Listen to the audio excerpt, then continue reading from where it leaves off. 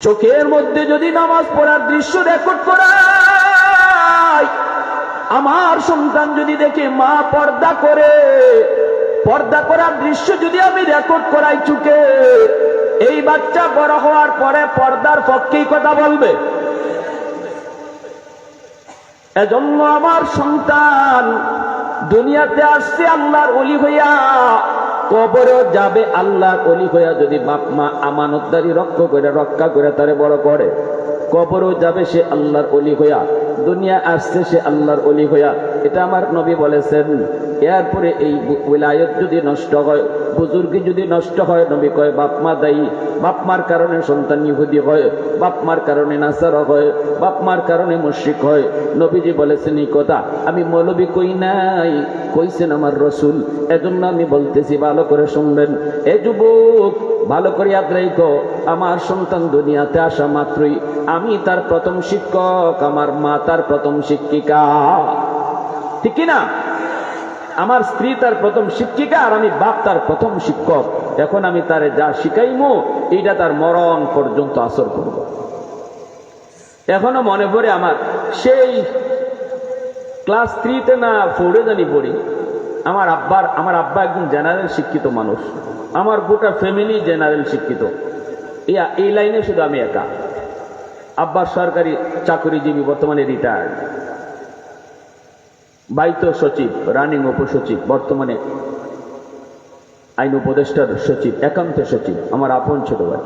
তো আমার আব্বা যখন এখানে আব্বার পাশে আব্বার একজন বন্ধু আসছেন, আমি ছোট ওই রুম থেকে আব্বার পাশে আসলাম, আইসে একটু বসলাম, বসে একটু ঘেঁষাঘেঁষি করতেছি। ছোট বাচ্চারা দেখবেন বাপ মার পাশে আইসে এমনি ডলাডলি করে, তো মেহমান দেখলে আরেকটু যেন উদাই যায়।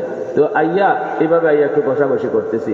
তা আব্বা আমারে বলতেছেন, বাবা আইসো তো ভালো কথা, সালাম কই। কি কইছেন? সালাম কই। তা আমি শরম ভাইয়া বলতেছি, আসসালামু আলাইকুম আঙ্কেল।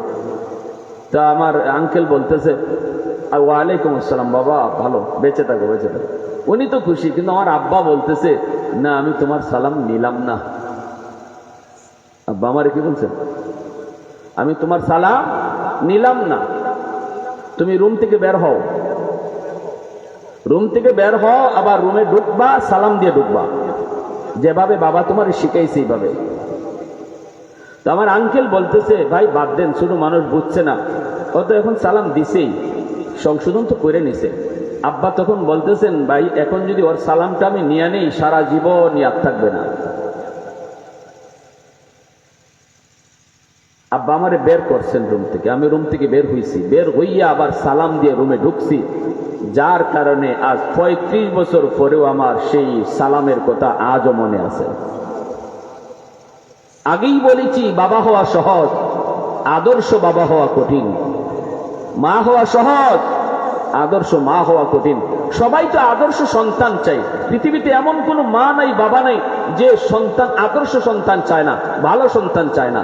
কিন্তু আদর্শ বাবা কয়জন হতে পারলাম? আমার আদর্শ সন্তান পেতে হলে তো আমি বাবাকে আদর্শ বাবা হতে হবে। একটা আদর্শ সন্তান পেতে হলে তো আমি মাকে আদর্শ মা হতে হবে।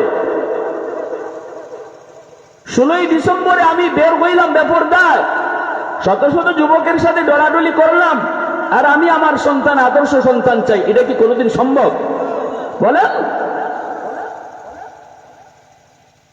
এজন্য বলি, যুবক ভালো করে শোনাও, আমার আপনার দায়িত্ব, অনেক দায়িত্ব, মা বাবার অনেকগুলি দায়িত্ব। সন্তানকে তুমি সালাম কালাম শিখাও, সন্তানকে তুমি কালেমা শিখাও, সন্তানকে দোয়া দরুদ তুমি শিখাও। এগুলা তো বাপ মার দায়িত্ব। মক্তবে দেওয়ার পরে, মাদ্রাসায় ভর্তি করার আগেই তো বাপ মার কিছু শিখানির দায়িত্ব আছে। আমাদের বাপ মা তো আমাদেরকে অনেক দোয়া দরুদ, এগুলা তো শিশুকালেই ঘরে থাকতেই শিখাইয়া দিয়েছেন, আপনাদেরকেও শিখাইছেন। আগে ছিল, এখন নাই। এখন হইছে মা মোবাইল টিপতেছে, বাবা মোবাইল টিপতেছে, দোয়া শিখাইব কোন টাইমে? ঠিক না? ঘুমের দোয়া যেই টাইমটাতে মা শিখাইবার কথা, যেই টাইমটাতে আমাদের মা আমাদেরকে ঘুমের দোয়া শিখাইছেন, এই টাইমে এই জমানার মায়েরা মোবাইল টিপে টিপে ঘুমায়। এই সময়টা বাবা মোবাইল টিপে টিপে ঘুমায়। সন্তান ঘুমের দোয়া শিখবে কার কাছ থেকে? শিখবে কার কাছ থেকে? ঠিক কিনা ভাই? আমি যদি বলতাম বাবা ডান হাতে খাও, আল্লাহ খুশি হয়, সব শিশু বাচ্চারা জিজ্ঞেস আম্মু আল্লাহ খুশি হইলে কি হয়? এই বাচ্চাদের খাসলত হইল প্রশ্ন করা। তখন আপনি কইতেন আল্লাহ খুশি হইলে বেহেশত পাওয়া যায়, জান্নাতে যাওয়া যায়।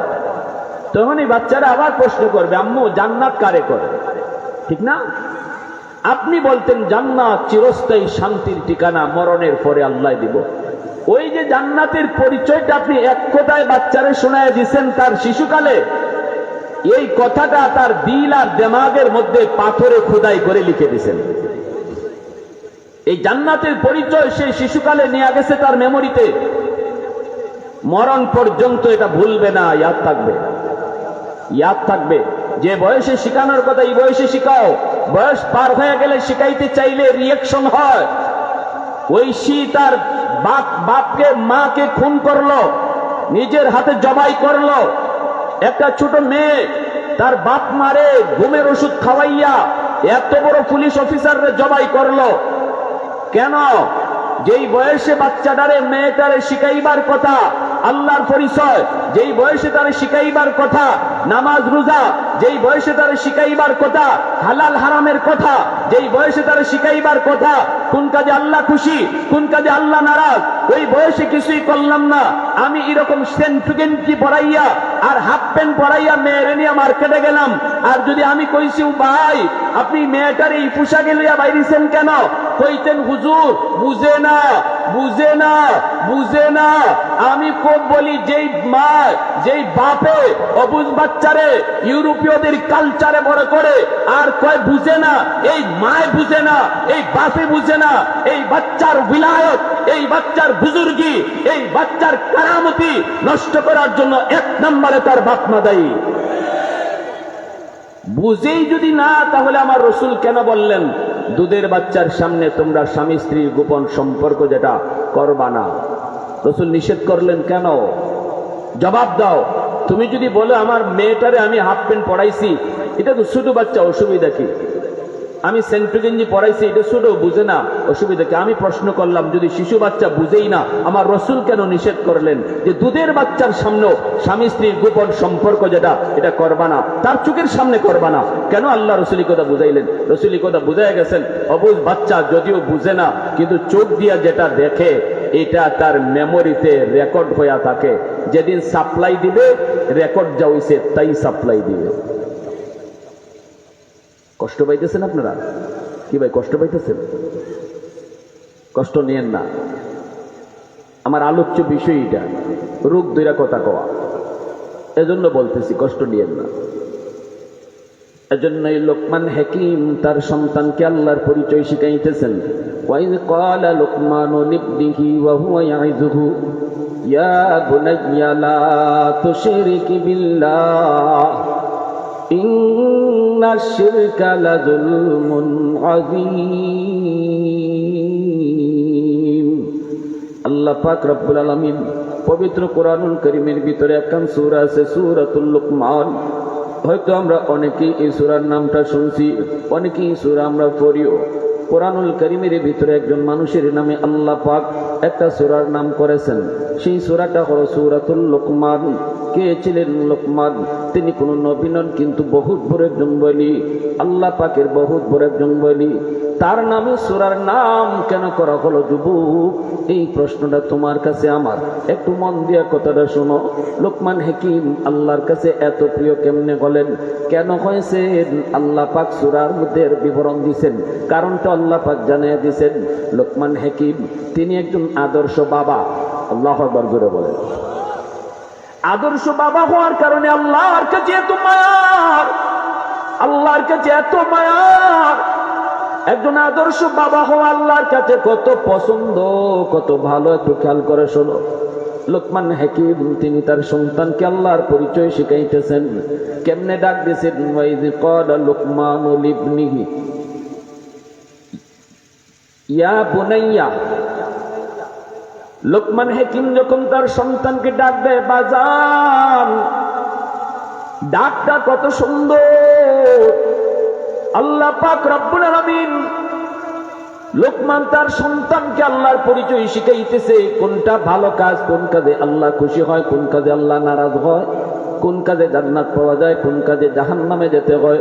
এই কথাগুলা বাবা তার সন্তানকে সুন্দর করে ডাক দিয়ে বুঝায়া বুঝায়া শিখাইতেছে। আল্লাহর পাকের কাছে এই কথাগুলা এত ভালো লাগলো, এত পছন্দ হলো, আল্লাহ পাক ওই বাবার কথাগুলাকে আল্লাহ তার নিজের কথা বানাইয়া পবিত্র কোরআনের আয়াত বানাইয়া নাজিল করে দিছি।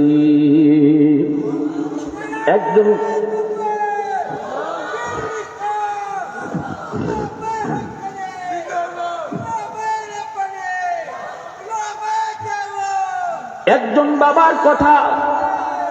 বাবার কথা আল্লাহর কথা হয়ে গেছে। আল্লাহু আকবার জোরে বল। একজন বাবার কথা আল্লাহর কথা। কোরআনের কথাগুলি কার কথা?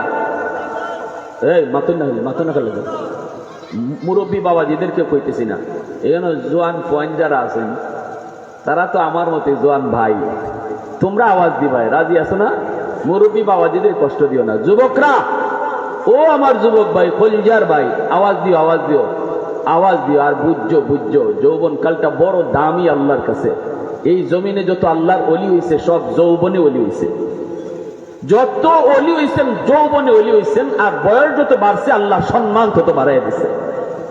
অতএব অলির দপ্তরে নাম লেখাইবার টাইম যৌবন কাল, অলির দপ্তরে নাম লেখাইবার টাইম যৌবন কাল। আল্লাহু আকবার জোরে কও।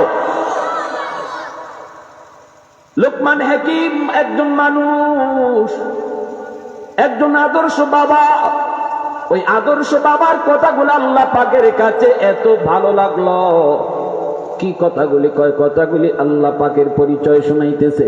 সন্তানকে আল্লাহর পরিচয় শোনাইছেন, সন্তানকে ভালো কাজের উপদেশ দিয়েছেন, সন্তানকে নামাজের কথা বলছেন, সন্তানকে হালাল হারামের কথা বলছেন, সন্তান যেই কাজে আল্লাহ খুশি হয় এই কাজগুলি শিখাইছেন, যেই কাজে আল্লাহ নারাজ হয় এই কথাগুলা তারে বোঝাইছেন। আল্লাহ পাক রব্বুল আলামিনের কাছে কথাগুলা এত ভালো লাগলো। আল্লাহ পাক কুরআনুল কারীমের মধ্যে এই কথাটা এইভাবে কোন নাই, আল্লাহ বাপের কথাটা উল্লেখ করেছেন, বাপে পুত্রে এইভাবে কইছে, অতএব আমি আল্লাহ এইভাবে কইতেছি। আল্লাহু আকবার জোরে কও। আল্লাহ এইভাবে উল্লেখ করে বুঝাই দিয়েছেন। এই কথাগুলো আল্লাহ ডাইরেক্ট কইতে পারতেন, কিন্তু আল্লাহ ডাইরেক্ট কয় না। আল্লাহ পাক বাপের কথা উল্লেখ করেছে। যুবক, তোমাকে আমাকে বোঝানোর জন্য, উৎসাহ দেওয়ার জন্য, শিখানোর জন্য, তুমিও যদি বাবা হও, তুমিও তোমার সন্তানকে এইভাবে উপদেশ দাও। তুমি যদি মা হও, তুমিও তোমার সন্তানকে এইভাবে বুঝাও। বুঝানোর সময় ডাক্তা দিবাই কেমনে? এ বেটা, ধমক দিয়া না, রাগ কইরা না, চিল্লাইয়া না, হাত দিয়া না। আল্লাহ পাক ভাষাটাও শিখাইয়া দিছে। ডাক দিবাই আদর কইরা। যেইভাবে লোকমান হাকিম তিনি তার সন্তানকে বড় আদর করে ডাক দিয়েছেন, ইয়া বুনাইয়া। ইয়া বুনাইয়া শব্দের অর্থ হলো ও আমার আদরের টুকরা বাজান, ও আমার কলিজার টুকরা ফুত, ও আমার কলিজার টুকরা ফুত। এইভাবে আদর কইরে তুমি নামাজের তার শিখাও, এইভাবে আদর কইরে তার আল্লাহর পরিচয় শিখাও। বাজান একটু বসো, বাজান নামাজের কথা, ও বাজান চলো নামাজে চলো। এইভাবে সুন্দর করে ডাক দাও। ধমক দিয়া কইও না, এ বেটা তুই নামাজে যাস না রে, এই নামাজে গেলি না। আল্লাহ তো না সাবধান, জি পুত্রে ইবার নামাজি কানি নাই, আল্লাহ শিখাইতেছেন। জি পুত্রে ইবার নামাজি কানি নাই, জি পুত্রে এইভাবে রোজা হিকানি নাই। সুন্দর কইরা বুঝের মাধ্যমে বালাক মায়ার সুরে ডাকতে। ভাইয়ের আমার, এজন্যই বলছিলাম হযরত রাবিয়াতুর রায় বহুত বড় একজন মুহাদ্দিস, বহুত বড় একজন রাবী। ওনার বাবা যখন দাওয়াতের কাজে চলে যাবেন, তখন তার স্ত্রী ছিলেন গর্ভবতী। স্ত্রীকে বলতেছেন, বিবিকে বলতেছেন, বিবি গো, আমার সন্তান যদি ছেলে সন্তান হয়, তুমি তারে আলেম বানাইও, দিন শিখাইও, আল্লাহর পরিচয় শিখাইও। এ যুবক, তোমার সন্তানকে তুমি আলেম বানাইবা না, অসুবিধা নেই। তোমার সন্তানকে তুমি হাফেজ বানাইবা না, অসুবিধা নেই। তোমার সন্তানকে তো তুমি মুফতি বানাইবা না, অসুবিধা নেই। ডাক্তার বানাইবা, ঠিক আছে, আমরাও সাপোর্ট করি। তুমি যদি তোমার সন্তানকে পাইলট বানাইতে চাও, আমাদের কোনো অসুবিধা নেই। কিন্তু শোনো, সন্তান ডাক্তার হওয়া তার বড় পরিচয় নয়। সবচেয়ে বড় পরিচয় হলো আমার সন্তান মুসলমানের সন্তান। অতএব সবার আগে তারে মুসলমানই শিখাও। ডাক্তার পরিচয় তার বড় নয়, মুসলমানই তার বড়। আগে তারে মানুষের বাচ্চা বানাও, আল্লাহর পরিচয় শেখায় তারে মানুষের বাচ্চা বানাও। এরপরে তুমি তারে ডাক্তার বানাও, ইঞ্জিনিয়ার বানাও, প্রফেসর বানাও, পাইলট বানাও, সব বানাও। আগে মুসলমানের সন্তান বানাও। আর মুসলমানের সন্তান যদি বানাইতে হয়, ঘরের পরিবেশ থেকেই তুমি তারে আল্লাহর পরিচয় শিখায় শিখায় বড় করো। ঠিক না নি? হ্যাঁ,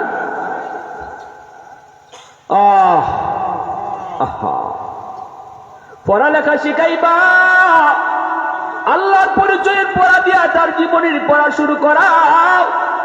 5টা বছর তার মাদ্রাসায় পড়াও, তারপরে হাই স্কুলে দাও। নুরানি 5টা বছর তার মাদ্রাসায় পড়াও, কলিজার ভিতরে আল্লাহর ভয় ঢুকায় দাও। এ জীবন জীবন নয়, মরণের পরের জীবন আসল জীবন। এই স্লোগান, এই থিওরি সন্তানের কলিজার ভিতরে তুমি ঢুকায় দাও। এই জীবনের প্রতিটা কাজের হিসাব আল্লাহর দরবারে দিতে হবে। কথাগুলি সন্তানের কলিজার ভিতরে ঢুকায় তুমি তারে হাই স্কুলে দাও। 5টা বছর যদি তারে মাদ্রাসার নুরানি মাদ্রাসায় পড়াও, তাহলে সে আল্লাহকে ভালো করে চিনলো, নামাজ ভালো করে শিখলো, আখিরাত ভালো করে বুঝলো, কবর জগৎ সে জানলো। আর এই কথাও বুঝা গেল, এই জীবন জীবন নয়, মরণের পরে জীবনটাই হলো আসল জীবন। এই কথাটাও সে বুঝলো। এই জীবনের সবচেয়ে বড় আদর্শ হলো আমার নবীর আদর্শ। আমার নবীর আদর্শের উপরে কোনো আদর্শ নাই। এই বিষয়টা তার কলিজার ভিতরে ঢুকাও, তার মেমোরিতে ভালো করে এই বুঝটা তুমি ঢুকায় দাও। তারপরে যখন সে হাই স্কুলে যাবে, বেনামাজি হবে না, কলেজে গেলেও বেনামাজি হবে না, ডাক্তার হলেও ডাক্তার হবে, আদর্শ ডাক্তার হবে, ডাকাত হবে না। যদি সমাজের সেবক হবে, কখনো সমাজের ক্ষতি করবে না, টাকার লোভে রোগী মারবে না। ঠিক না? নর্মাল ডেলিভারি কেসের রোগী কয় সিজার করতে হবে, নাইলে বাচ্চাও মরবো, মাও মরবো। ডাক্তার ভালো করে জানে যে সিজার লাগবে না, বাচ্চার পজিশন নর্মাল। এরপরেও কয় না, সিজার করতেই হবে, নয় মাও মারা যাবে, বাচ্চাও মারা যাবে। এই ডাক্তারে কি করবেন আপনারা? 2 মিনিট স্যার।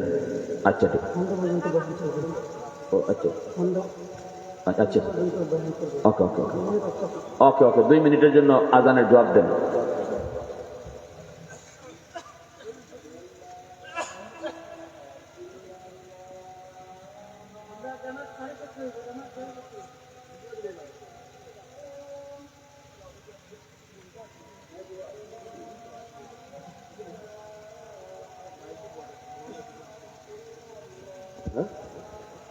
সম্মানিত উপস্থিতি, আমাদের সলাতুল ইশার জামাত 7:30 ঘটিকার সময় অনুষ্ঠিত হবে। হজরতের বয়ান চলবে 7টা 20 মিনিট পর্যন্ত, 15 মিনিট পর্যন্ত।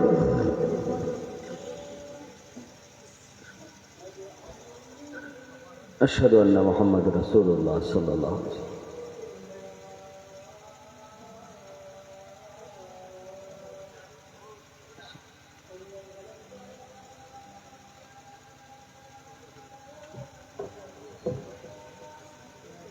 লা হাওলা ওয়ালা কুওয়াতা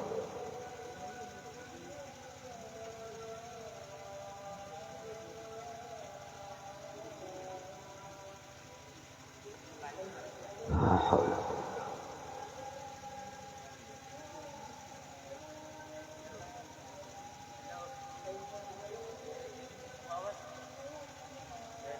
لا حول ولا قوة إلا بالله.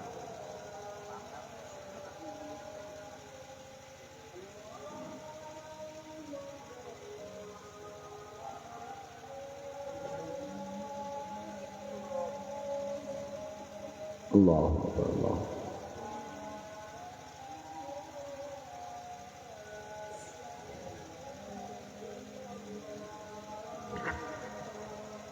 لا إله ইলাহা ইল্লাল্লাহ আল্লাহুম্মা রাব্বা হাযিহি দাওয়াতুল মুসরাতিল কারিমাহ।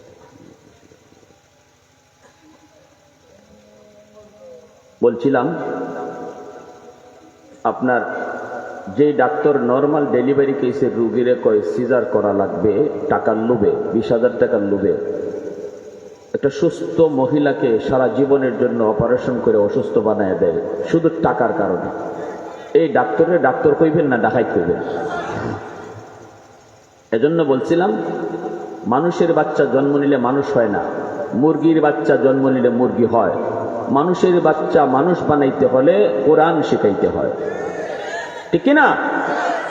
মানুষের বাচ্চা জন্ম নিলে মানুষ হয় না, তারে মানুষ বানাইতে হয়। আর মানুষ বানানোর শিক্ষা হলো আল্লাহর পরিচিতির শিক্ষা, আখিরাতের ভয়ের শিক্ষা, এই দ্বীনি শিক্ষা, কোরআনের শিক্ষা। এজন্য আমরা বলি যে ডাক্তার বানাইবেন, ইঞ্জিনিয়ার বানাইবেন, প্রফেসর বানাইবেন, পাইলট বানাইবেন, এটাও এই দেশের জন্য দরকার। সব মুফতি সাহেব হলে ডাক্তার হইব কেডায়? আমরা অসুস্থ হইলে ডাক্তারি করতো কেডায়? মুফতি সাহেব কি পারবো? সে ডাক্তার লাগবে না, লাগতো না, ডাক্তার হন, কিন্তু আগে মুসলমানের বাচ্চা বানান, সন্তানকে আগে মুসলমানই শিখান, আগে আল্লাহর পরিচয় শিখান, আখিরাতের ভয় ঢুকান, তারপরে ডাক্তার বানান। ডাকাইত হবে না, আদর্শ ডাক্তার হবে, সমাজের সেবক হবে, জনগণের সেবক হবে, ঠিক কিনা? আমার ভাইয়েরা এই কথাটাই বলছিলাম। এমন একজন বাবা হও, এমন একজন মা হও। আব্দুল কাদের জিলানি হইছেন, কেমনে হইছেন? এই মা আর বাবার কারণে, ঠিক না? বলেন আমার ভাইয়েরা, বন্ধুরা, যুবক আবু সালেহ জঙ্গি, আব্দুল কাদের জিলানির আব্বা নদীর পারে বসা, পানির স্রোতের তালে তালে ভাইসা যায় একটা ফল। আব্দুল কাদের জিলানির বাবার পেটের মধ্যে বড় ক্ষুধা, আবু সালেহ জঙ্গি পেটের মধ্যে ক্ষুধা লাগলো। এইবার তিনি ফলটা দেখে খেয়ে ফেলেছেন, কিন্তু খাওয়ার পরে তার অশান্তি শুরু হয়ে গেল। হায়, আমি কি করলাম? এত বড় ভুল আমি কেমনে করলাম? এই ফলটা কোন গাছের?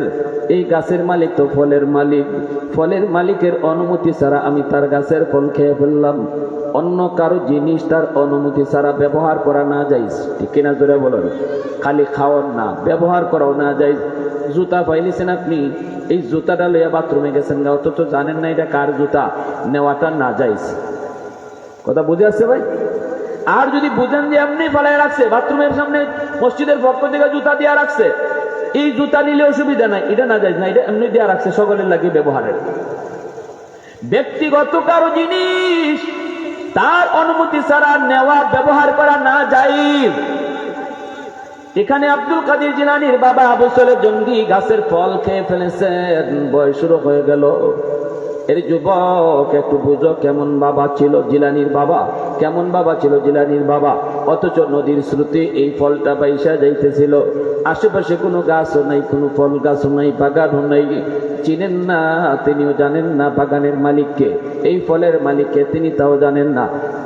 আমের সিজনে আম গাছ থেকে যেই ফলগুলা পড়ে, আম পড়ে, এই আমটাও পাইয়া খাওয়া যায় না, কারণ গাছ থেকে ফল পড়লেই ফলের মালিক আপনি না, ফলের মালিক এখনো গাছের মালিক, ঠিক কিনা? জোরে বলেন। গাছের মালিকই ফলের মালিক থাকে। মাসালা হলো আমটা মালিক রেনে বুঝাই দিয়াই তুইব, ভাই আপনার গাছের একটা আম পাইছি, নেন আমটা নেন। এইবার মালিক যদি মানুষের বাচ্চা ওই নিজে নিত না, তোমারই ফেরত দিব, ঠিক না? নিব মাতো না বা গাছের মালিকে কইব জীবনে কত আম ইটাইয়া খাইলো, কেউ কোনোদিন লই আইলো না, আর তুমি পাইয়া আমার বাড়িতে লই আইছো বাজান, তুমি খাও এটা। ওই যে আপনারে দিল, ঠিক আছে বাবা তুমি নিয়ে খাও, এটা 100% হালাল হইছে এখন। হ্যাঁ, জিলানির বাবার দিলের ভিতরে ভয়, হায় আমি একটা নাজায়েজ কাম করে ফেললাম, আর একজনের জিনিস খেয়ে ফেললাম, এজন্য জানি কতদিন আমার জাহান্নামের আগুনে জ্বলতে হয়। হারাম খানা আমার পেটের ভিতরে ঢুকলে এই খানা থেকে আমার শরীরে রক্ত হবে। লা ইয়াদখুলুল জান্নাতা জাসাদুন গুযিয়া বিল হারাম, যেই দেহটা হারাম খানা দিয়ে গঠে করে উঠে, এই দেহ কখনো জান্নাতে যাবে না। যেই বাবার শরীরের ভিতরে হারাম রক্ত, এই শরীরের রক্ত থেকে কখনো আব্দুল কাদের জিলানী আইবে না। এই বাবার গর্ভ থেকে মঈনুদ্দিন চিশতি আসবে না। ঘরের ভিতরে যদি হারাম খানা ঢুকে, সুদের টাকা ঘুষের টাকা যদি ঘরে ঢুকে, সন্তান লালন পালন করো, এই সন্তান কোনোদিন আল্লাহওয়ালা হবে না। হারাম টাকা দিয়া সন্তান লালন পালন কইরা আল্লাহওয়ালা বানানি যায়? জোরে কর। জিলানী দৌড় শুরু করলেন, জিলানীর আব্বা দৌড়, শ্রুতির উল্টা দৌড় শুরু করলেন। আবু সালে জঙ্গি যায়, তিনি বাগান পেয়ে গেলেন। আমার এলাকার মা বোনের একটু দিলটা নরম করে কথাগুলি বুঝো। সব বাবার জন্য উদাহরণ, সব মায়ের জন্য উদাহরণ দিতেছি। দৌড়ে তিনি বাগান পেয়ে গেলেন। বাগানের মালিকের কাছে সালাম দিয়া বলতেছেন, চাচা যান, আমি একটা মস্ত বড় ভুল করে ফেলেছি। আপনার বাগানের ফল নদীতে পড়ছে, নদীর স্রোতে ভাইসা ভাইসা গেছে। আমি নদীর পাড়ে আসলাম, ফলটা দেখে আমি তুল্লে খাইয়া ফেলছি। এখন তো আমি মস্ত বড় ভুল করে ফেলেছি। এই ফলটা তো মালিক আপনি, অনুমতি নেই নাই। এবার আপনি ফলের দাম কত বলেন, দামটা দেই। আর যদি দাম না নেন আমারে আপনি মাফ করেন। মাফ নেওয়ার জন্য আমি আইছি। বাগানের মালিক ছিলেন বহুত বড় একজন আল্লাহওয়ালা। ইনার একজন আল্লাহওয়ালি মেয়ে ছিল, অনেক সুন্দরী, অনেক সুন্দরী, আবার বড় আল্লাহওয়ালি। বাগানের মালিক কয়, হায় হায়, আজকে এতদিন যাবৎ মনে মনে কয় আল্লাহর কাছে দোয়া করি, মালিক আমার মেয়েটার জন্য উপযুক্ত একটা পাত্র মিলায় দাও। আমার মেয়েটা যেমন আল্লাহওয়ালি, এমন একটা আল্লাহওয়ালা ছেলে তুমি মিলায় দাও। স্বামী স্ত্রী দুজনে আল্লাহর কাছে দোয়া করে। দোয়া করলে, করার মতো দোয়া করলে আল্লাহ কেমনে মিলায় দেয় দেখেন। পাত্র খুঁজন লাগে নাই, পাত্র নিজেই গড়াইছে। মাতো না বা, পাত্র খুঁজন লাগে নাই, চাওয়ার মতো চাইছেন, আল্লাহ গড় ফাটাইয়া দিছে। আবু সালে জঙ্গির শ্বশুর, ইনি কয় বাজান একটু দাঁড়াও, আমি আইতেছি ভিতর থেকে। গিয়া কয়, বিবি গো, এতদিনের দোয়া মনে হয় আল্লাহ কবুল করে ফেলছে। পাত্ররে আল্লাহ আমাদের গড় ফাটাইয়া দিছে। কেমনে কেমনে? কয় এমনে এমনে। গাছের ফল কত যুবক খায়, কত যুবক গাছে উইটা না কইয়া খায়া যায়, কেউ কোনোদিন মাফ নিল না। এ কেমন যুবক? পানির স্রোতে বাসা যায়, ফল খাইয়া আইসে মাফ নেওয়ার লাগি। বিবেক বুঝো তার কলিজার মধ্যে আল্লাহর ভয় কি পরিমাণ। অতএব আমাদের মেয়েটার জন্য উপযুক্ত সে ওই। সাথে সাথে আয়া কইতেছেন, বাজান আমি তোমারে মাফ করতে পারি, কিন্তু শর্ত আছে। কি শর্ত? কয় আমার মেয়েটারে তোমার বিয়া করা লাগবো। আবু সালে জঙ্গি কয়, আমি রাজি আছি। সাথে সাথে উনি কয়, বিয়া যে কর্তায় কিছু অসুবিধা আছে। কয় কি অসুবিধা? কয় আমার মেয়ের চোখ নাই। পরীক্ষা করতেছে, দেখি কি জাতি মান লই আইছে, চোখে দেখে না। আবু সালে জঙ্গি কয়, অসুবিধা নাই, আমি রাজি আছি। আল্লাহু আকবার জোরে কর। হায়াতের জীবন কয়দিন, অন্ধ একজন বিবি নিয়ে সংসার করব, জীবন কাটায় দিব। হয়তো আমি তার খেদমত করা লাগবে, করব, তবু আমি আল্লাহর আদালতে মাপ পাইতে চাই। একটা ফল খাইছি, ওই ফলের কারণে জাহান্নামের আগুনে আমি জ্বলতে রাজি না গো। জাহান্নামের আগুন আমি সইতে পারবো না। আমাকে আপনি যা বলবেন আমি রাজি। কয় বাবা আরো কিছু সমস্যা আছে। কয় কি? কয় আমার মেয়েটা কিন্তু কথা বলতে পারে না। ইনি কয় আমি রাজি আছি। কয় আমার মেয়েটা কিন্তু কালো, কুৎসিত কালো, চেহারার কোনো ডক নেই, ডাক নাই। কয় আমি রাজি আছি। আমার মেয়েটা কিন্তু পাও নাই, আঁকতে পারে না। কয় তাও রাজি আছি। আল্লাহু আকবার জোরে কও, আরো জোরে কও আল্লাহু আকবার। এই বুরুঙ্গার কোন যুবক রেডি আছো? এরম বউ কইলে বিয়া করতে রাজি আছো কেডা? মাতো না বা, লন্ডনী তাও রাজি না। না লন্ডনে দেখিতেই তো যদি চোখ না থাকে, লন্ডনে দেখিতেই তো যদি কতই কইতে না পারে, ঠিক না? নেই ইয়ার পরে বাসর ঘর গিয়া তাই দৌড় মেরে বাইরে আইসুন। কেন লাগি বাসর ঘর ঢুকছেন গিয়া দেখুন, আল্লাহ শুনছিলাম কালা, চেরার কোনো ডক নাই, ডাক নাই, চোখ নাই, কিন্তু ইন বাসর ঘরে খালি ঢুকছেন দেখুন বাসর ঘরের মধ্যে এমন সাজ্জা সুজ্জা, একবারে জান্নাতি হুরের মতো একজন বোয়া, চেহারা এত সুন্দর। আবার ওনার পায়ে চাইয়া মুসকে হাসি দিয়া কয়, আসসালামু আলাইকুম ওয়া রাহমাতুল্লাহ। আবু সালে জঙ্গি কয়, আমি শুনলাম চোখ নাই, আমার পায়ে দিয়ে এভাবে চায়। আবার শুনলাম কথা কইতে পারে না, সালাম দেয় কেমনে? শুনলাম পাও নাই, দেখি পাও দেখা যায়। দৌড় দিয়া বলতেছেন, শ্বশুরজি আব্বাজান আপনি মনে হয় ভুল করে আমারে অন্য ঘরে পাঠাই দিছেন, অথবা আমি মনে হয় ভুল করে কারো ঘরে ঢুকে পড়ছি। কয় কেন? আপনি কয় যারে বসায় রাখছেন সে তো আমার বউ হইতে পারে না। কেন? কয় সে তো অনেক সুন্দরী, আবার সে তো আমার পায়ে টক দূরে চাইছে। আপনি তো কইছেন তার চোখ নাই, কিন্তু এত বড় বড় হরিণীর মতো ডাগর চোখ। আবার কইছেন কথা কইতে পারে না, কি সুন্দর করে সালাম দিছে। মনে হয় ভুল আপনার হইছে না আমার হইছে।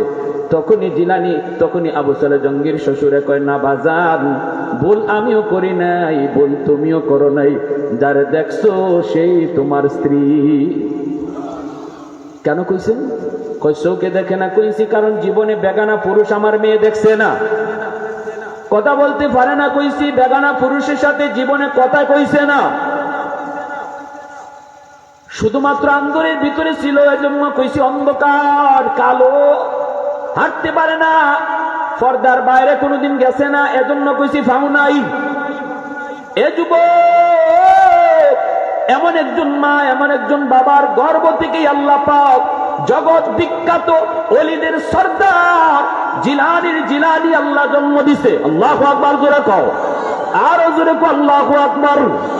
मैं तालिब मौला हो मेरे इश्क़ निराला, मैं तालिब मौला हो मेरे इश्क़ निराला, है जुमला जहां जिनके तजल्ली से उजाला, मादर दो जहां गैर खुदा यार नदारम, যদি আদে খুদা হি চিদি গুরকার নদরম। আল্লাহু আকবার জোরে কও। এই ছেলেগুলা আমাদের সন্তানগুলা, বাপমার দায়িত্ব। সন্তান ছোট থেকে বড় হইছে, এখন জোয়ান হইছে, যে যুবক হইছে, এখনো বাপমার দায়িত্ব শেষ না। আমার সন্তানে কিতা করে না করে এগুলো বাপমার দেখাশোনা করার দায়িত্ব আছে। সন্তান ওয়াজ মাহফিলে আয়োজন করাইলো, আমি বাপ এখনো বইয়া বইয়া ঘরে টেলিভিশন দেখি, আমি চাচা এখনো বইয়া বইয়া চা খাই, আর আমার ফুলায় ওয়াজ মাহফিলে আয়োজন করাইছে। এই ফুলায় আগামী বছর যদি মমতাজরে আইনা ফাইটা জায়গা হয়, তাহলে এই সন্তান জাহান্নামে যাওয়ার আগে বাপ মারে জাহান্নামে পাঠাইবো। কইবা আল্লাহ, আমি যে মমতাজরে আনছিলাম, ফাইটা যায় গাওয়াইছিলাম, কেল্লাগি করছিলাম, আমার মারে আনো, আমার বাপরে আনো। আচ্ছা আমার আম্মারে আনোর লাগতো না, কারণ আমার আম্মা ওয়াজ আইতে পারত না। আমার আব্বা আইলো না কেন লাগি, আমার চাচা আইলো না কেন লাগি, আমার দাদা আইলো না কেন লাগি, আমার ভাই আইলো না কেন লাগি, এরারে আনো।